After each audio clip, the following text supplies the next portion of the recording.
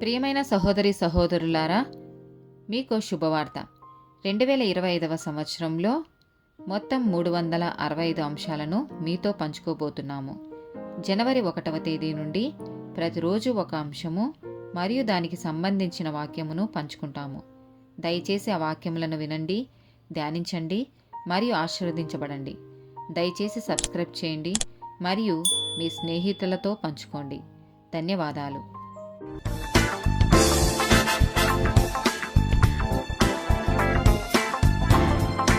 78th day topic, భిన్నంగా ఉండటానికి ధైర్యం చెయ్యండి. ఎహెచ్కేలు గ్రంథము 14వ అధ్యాయము 14వ వచనం. నోవాహును, దానియేలును, యోబును ఈ ముగ్గురు అట్టి దేశంలో నుండినను వారు తమ నీతి చేత తమ్మును మాత్రమే రక్షించుకొందురు. ఇదే ప్రభువగు యెహోవా వాక్కు. ఆదికాండము 6వ అధ్యాయము 5 నుండి 9 వచనాలు.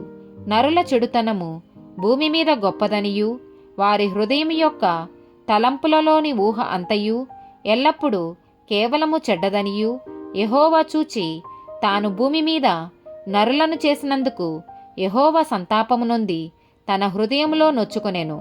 అప్పుడు యెహోవా, నేను సృజించిన నరులను, నరులతో కూడా జంతువులను, పురుగులను, ఆకాశ పక్షాదులను భూమి మీద నుండకుండా తుడిచివేయుదును.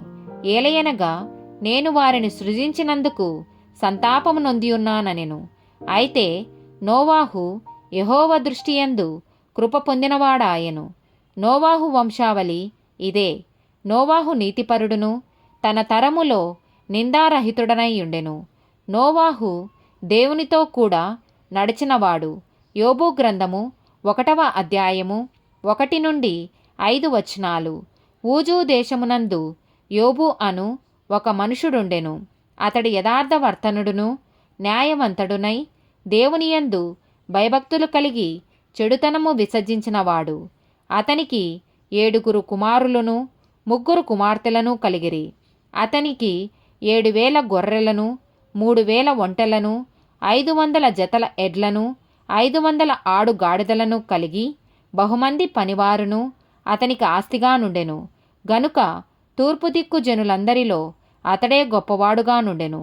అతని కుమారులందరూ వంతుల చొప్పున అనుదినము ఒకరికొకరు తమ తమ ఇండ్లలో విందు చేయనై కూడునప్పుడు తమ 3 అక్కా చెల్లెండ్రు తమతో కలిసి అన్నపానములు పుచ్చుకొనవలెనని వారిని పిలిపించుచూ వచ్చిరి.